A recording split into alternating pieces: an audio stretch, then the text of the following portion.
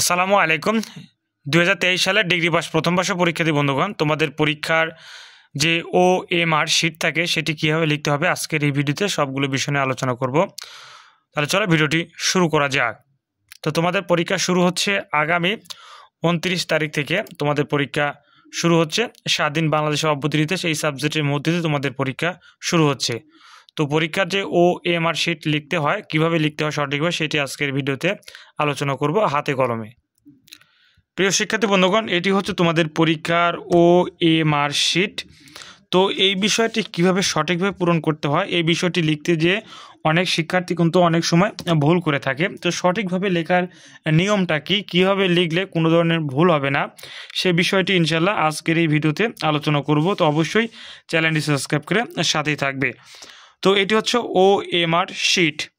তো এই বিষয়টি পূরণ করার জন্য প্রথমেই থাকবে হচ্ছে যে পরীক্ষার্থীর নাম ইংরেজিতে বড় অক্ষরে, এখানে তোমার নাম ইংরেজিতে বড় অক্ষরে লিখে দিবে।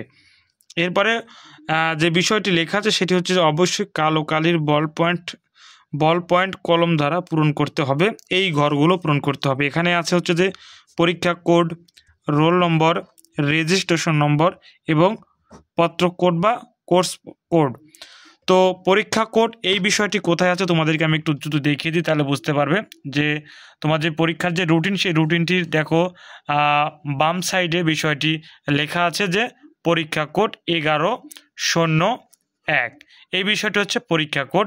তো এটি কিন্তু এই বিষয়টি লিখতে হবে যে পরীক্ষা কোডের জায়গায় এই কোডটি লিখতে হবে 1101। এটি লেখার পরে নিচের যে ঘরগুলো থাকবে এই ঘরগুলো সুন্দরভাবে তোমাদেরকে পূরণ করতে হবে। অবশ্যই একটু আস্তে ধীরে করবে, বিষয়টি যেন ভুল না হয়। এরপরে রোল নম্বরের জায়গায় তোমার যে রোল নম্বর থাকবে সেটি অবশ্যই পূরণ করে দিবে। অবশ্যই ইংরেজিতে পূরণ করবে, কোনোভাবে বাংলা লেখার চেষ্টা করবে না। আর যদি কোনো কারণে ভুল হয়ে যায় তাহলে তোমাদের যে হলে যে শিক্ষক থাকবে দায়িত্ব নিয়ে যে শিক্ষক থাকবে সেই শিক্ষকের সাথে অবশ্যই একটু কথা বলে নেবে। কোনো কারণে যদি ভুল হয়ে যায় তাহলে শিক্ষক যেভাবে লিখতে বলে সেভাবে লিখবে। বেশি কাটাকাটি ঘষাঘষি কোনোভাবেই করার চেষ্টা করবে না। তো রোল নম্বর দিয়ে সুন্দরভাবে এই ঘরগুলো পূরণ করে দিবে। এরপরে হচ্ছে রেজিস্ট্রেশন নম্বরটা সুন্দরভাবে লিখে দিবে। এরপরে যে পয়েন্টগুলো আছে এই হরগুলো অবশ্যই সুন্দরভাবে ভরাট করে দিবে।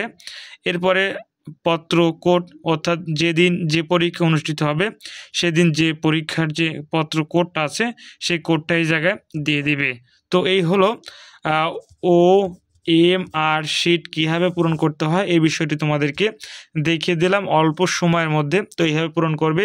তো এর আগের একটা ভিডিওতে আমি তোমাদের পরীক্ষার যে কভার পেজ কীভাবে লিখতে হয় এই বিষয়ের একটি ভিডিও দিয়ে দিয়েছি। তোমরা চাইলে বিষয়টি এই ভিডিওর ফার্স্ট পিন কমেন্টে একটি লিঙ্ক দিয়ে রাখবো, অর্থাৎ এই কভার পেজ কীভাবে লিখতে হয় এইটা একটি লিঙ্ক দিয়ে রাখবো, সে বিষয়টি তোমরা একটু দেখে নিবে। এখন আরেকটা বিষয় তোমাদের সাথে একটু আলোচনা করি। তোমাদের পরীক্ষার পাস নম্বর কত, ইন কোর্স আর হচ্ছে লিখিত, এই দুটা পরীক্ষায় মার্ক মিলে তোমাদের 5 মার্ক হবে। সাপোজ ইন কোর্স এবং লিখিত মিলে তুমি যদি টোটালি 40 মার্ক তুলতে পারো তাহলে তুমি এই সাবজেক্টে পাস করবে। তাহলে কি ইন কোর্স এবং লিখিত মিলে টোটাল হচ্ছে কত পেতে হবে, 40। ইন কোর্সে তুমি যদি 15 তুলো, লিখিত তুলতে হবে তোমাদের 25, তাহলে টোটাল হচ্ছে 40। অর্থাৎ প্রতি পত্রে তুমি যদি 40 মার্ক তুলতে পারো তাহলে সেই সাবজেক্টে তুমি পাস করবে। আর প্রথম বর্ষ থেকে দ্বিতীয় বর্ষ উত্তীর্ণ হতে গেলে কমপক্ষে 3টি বিষয়ে পাস করতে হবে। 3টি বিষয় পাস করতে হবে আর প্রত্যেকটি পরীক্ষা অবশ্যই তোমাকে উপস্থিত থাকতেই হবে। তো এই বিষয়গুলো তোমাদেরকে জানিয়ে দিলাম। তাহলে পরীক্ষার তোমাদের কভার পেজ এবং হচ্ছে যে OMR শিট কীভাবে পূরণ করতে হয় সেই বিষয়টি জানিয়ে দেওয়ার চেষ্টা করলাম। অবশ্যই চ্যানেলটি সাবস্ক্রাইব করে সাথে থাকবে। তোমাদের প্রত্যেকটি সাবজেক্টের লং ভিডিও আসবে ক বিভাগ, খ বিভাগ এবং গ বিভাগ নিয়ে। ধন্যবাদ। আসসালামু আলাইকুম।